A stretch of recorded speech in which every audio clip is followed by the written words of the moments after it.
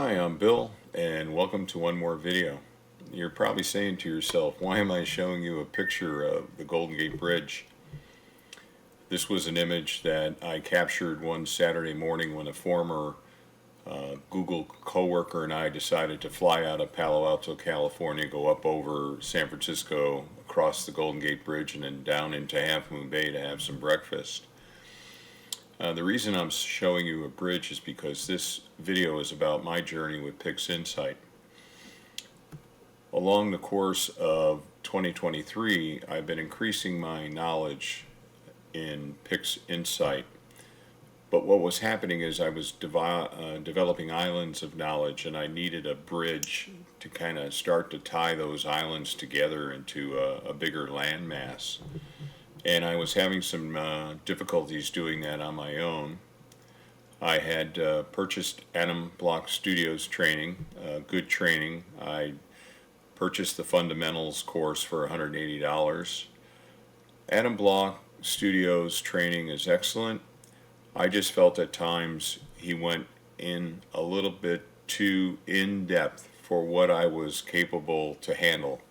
I needed something a little bit less in depth at times, and also I didn't get the feeling. He focused a lot on RGB and I was doing a lot of narrowband, and I never felt like I could pull out a consistent narrowband workflow. And but clearly he's a master himself in PixInsight. I felt I did get value in purchasing his training. Again, I developed those islands of knowledge, but I really wanted to tie it together. So I met Ron at Nightfall 2023 in Borrego Springs this past November, and I had paid for a 4-hour seminar, and he was the instructor. And it immediately clicked with me that the way Ron teaches was a very good fit with my way I like to learn. Excellent presentation skills, loved the pace of the seminar, and I knew at some point I was going to pay for some more training. I mean, I'm just not the type of person to, I got my pilot's license by investing a lot of time and money for professional training. This is the way I learn best, one-to-one. I couldn't envision myself learning how to fly a plane watching YouTube videos and reading documents. I'm sure many of you out there can. That's maybe your preferred way to do things, but for me, I need that kind of personalized instruction, and this is my reference for hard. Getting my pilot's license was hard.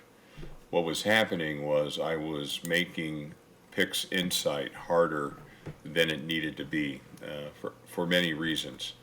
So let's kind of get into Ron and the time I spent with him.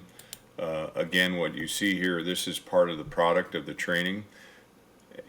The training is conducted over a Zoom call, and you get the opportunity to record it locally so that you've captured everything that was done during the training session.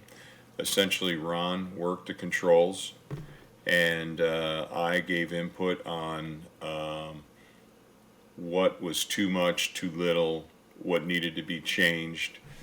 So I basically had the artistic license.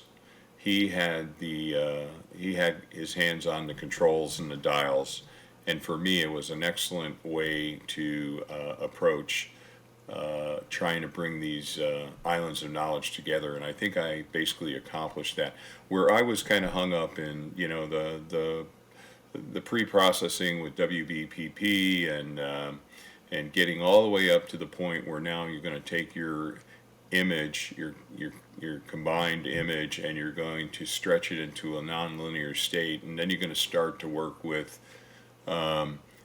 curves and structure enhancement processes within PixInsight. That's where I felt I was a little bit lost or didn't have a real good grasp. The beginning part, I was, pretty prescriptive. You just follow a workflow, and you'll be successful in that part. But I never felt that I had gelled a good workflow for that nonlinear work, and that's really where the artistic work happens.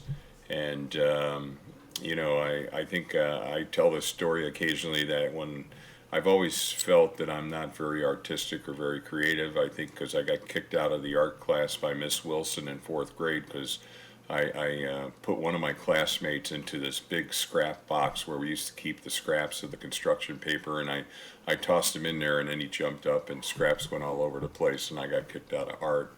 And I think that left a mark on me that I was just not a creative person. But anyway, I've gotten over that, I think, thanks in a large part to Ron, a.k.a. Astro Doc.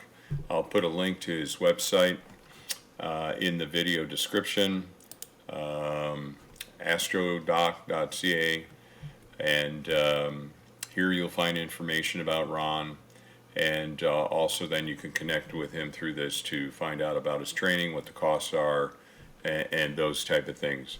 So again, I've already showed, okay, you get to record your video, so that's all captured, and I've already, I'm basically using this as I'm working. I have 7 projects that I need to now apply what I learned in the class, and I'll apply it to those 7 projects, and having this recording lets me to go back over what we did in the training session, so that's going to be very helpful. Already has, as I started to work some of the projects to move them forward.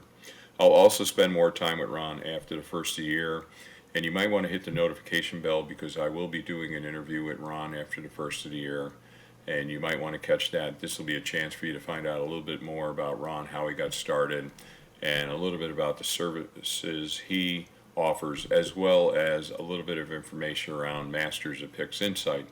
He is part of Masters of PixInsight. I did take 2 online seminars. They're $35 a piece, 2 hours long. I definitely found a value for that cost in those online seminars. One I took was Dialing Up the Detail. I think they have a Dialing Up the Detail 2024. So, you might want to check that out as well. And so let's just kind of go over, in here you'll see we kind of step through a series of things, and it was a real good session. One of the things that was very helpful to me is Ron spent some time focused on preferences. There's opportunities to tune the performance of your workstation or laptop or whatever you may be using, and he stepped me through these, and we made several changes, and that will enhance the actual performance. And now the workstation that I use is an i7 with SSD drives, and I have 64 gigs of random access memory, and so this thing performs pretty well. And again, I think some people say, well, PixInsight's slow and everything else. I don't look at it that way. My desktop I can dedicate to processing. I have several other laptops that I have tablets, I have my phone. So if I got to do some other type of compute activity while this data is processing, it's no sweat for me. Again, I know each of us may have different situations and needs. One of the things you get in the training session is Ron's icon set, and that icon set is grouped into kind of like utilities, what you do when the image is in the linear state, what you do when it's in the non-linear state, how do you prep the image for publishing, and those type of things. So what I wound up with as part of the training is a very nice workflow, very orderly. We went through the narrowband workflow, having done the bubble nebula, and I understand now much better idea again, in that section where we now have a nonlinear image, how to approach that. Filled in some questions I had about using masks, how to do the feathering of the mask to smooth the edges and everything. So there was a lot of good information. And also in the icon set, you'll notice if you do the training and you get his icon set, they're going to be some of the icons, some of the processes are going to be a little bit different than the defaults. And again, that's part of what you're purchasing is his experience and knowledge in how to maybe optimize what you can get from each process based upon his experience. So that was a value as well.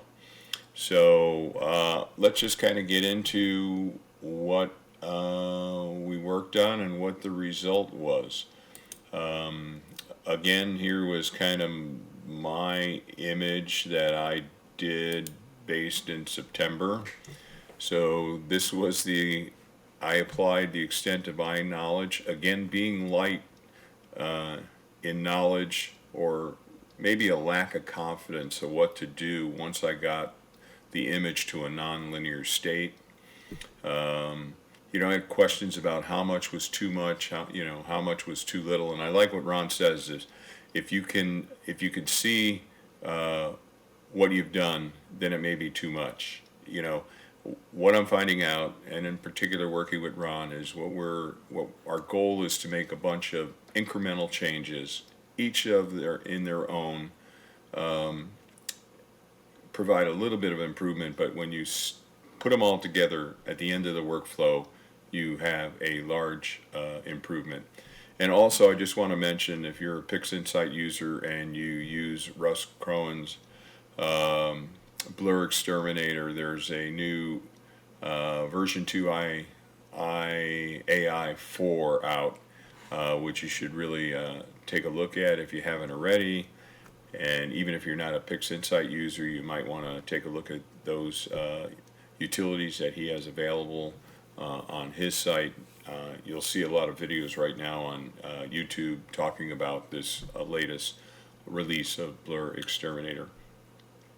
So again, we get on the Zoom call, we start the conversation, he has me step through my workflow, then he takes controls, we load up his icon set, he's basically adjusting the dials, explaining what's happening.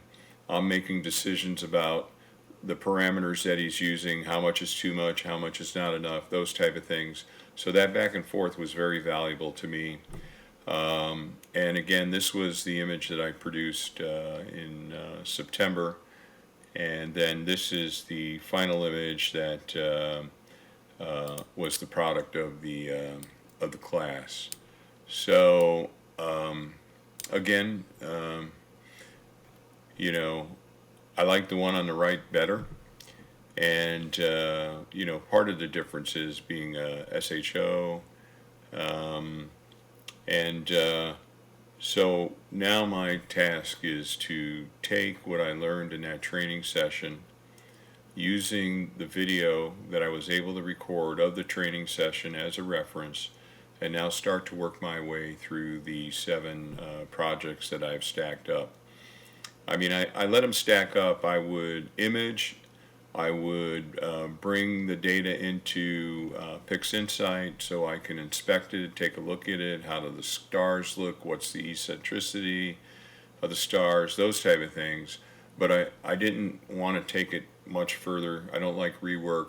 So I knew at some point I was going to acquire this knowledge to bring these islands of knowledge together. And that's what happened this past Thursday morning, the 14th of December, 2023. And now it's time for me to go forward and apply what I learned. I think I mentioned I have a follow-up session with Ron after the new year. So I'll be able to work through processing using the techniques, the settings, and everything that I acquired through the paid training, and then see what questions develop as I'm executing the workflow that we can then address in the follow-up training. So I just really wanted, I generally do not make recommendations. I try to avoid recommendations because we all have different needs, different budgets, different things going on in our lives. And in particular, we may all learn differently. So, based for how I like to learn or how I learn best, and that's generally one to one hands on, this was the right thing for me to do. It was, I had to pay for the training, but I felt I got more than what I paid out of it. So it produced a lot of value for me. Again, everybody else is different, but if you're having some issues with PixInsight because you're a PixInsight user, I would recommend at a minimum that you have a conversation with Ron and find out what he may have to offer to help you get by some obstacles that you may have. And if you're a new person, if you're thinking about PixInsight, I want to make you aware that you have this resource available to you. You have Ron Brecher as Astro Doc directly, or you have Ron through the Masters of PixInsight and their seminars, which they host and which they videotape and are available to purchase on the Masters of PixInsight website. So, and I would say don't be afraid of PixInsight if you're new. A little bit of a challenge, yes, but there are a lot of resources available, including now the resources provided directly from PixInsight through the production of their own videos. So anyway, a lot of debate on what a person new maybe to the hobby should do as far as image processing. I think you may find out that many people that start with something else ultimately wind up with PixInsight. Again, everybody's experience is different, so I don't want to, can't make any blanket statements or anything like that, but something you might want to get more information on, and so you can make better decisions. One thing that I know is people that we call novices or beginners in this hobby are often very accomplished people. They make very good decisions in life, and they're able to make those decisions because they have a rich information set. What happens is when you come into this hobby and you're new to this hobby, you don't immediately have that rich information set to make decisions with. It takes some time to acquire that knowledge. So you may run into some people on forums and stuff like that and say, oh, too hard, or use this, it's easy, and all that. That all may be true from their perspective, but do your own homework, do your own research, and remember, you may be a novice or a beginner, but you're a very accomplished person in your life, and the same things that made you successful beginning other things in life, those traits and everything will carry forward and deliver success for you if you choose to jump into the PixInsight community and start using PixInsight.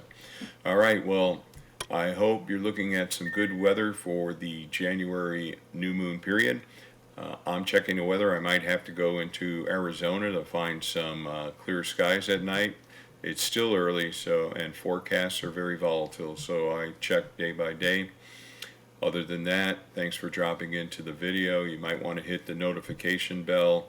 If I did not mention, I'm going to do an interview with Dr. Ron Brecher after the first of the year, so that viewers can find out a little bit more about Ron, his experience not only with PixInsight but with imaging in general, and what his service has to offer to people that want to dig a little bit deeper into PixInsight.